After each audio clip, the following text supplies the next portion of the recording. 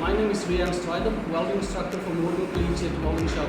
We are located at 171 North Railway Street in Morden, so please stop by anytime to visit us. Our welding program is almost 15 years old already. Our program is accredited, which means a student can apprentice in our welding program. We are also a CWB certified test center. We have well over $300,000 worth of equipment in our shop to ensure that our students are getting the best possible training.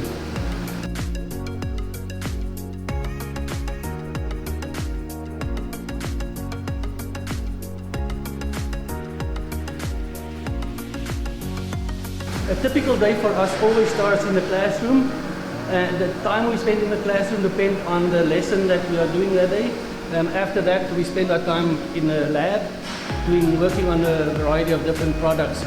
Our project comes from the community, and our schools always give us projects to do. So we spend a lot more time in the lab than we do in the classroom. Over the years, we have done numerous projects. We've done many trailers, we've done dune buggies, we have done sand rails,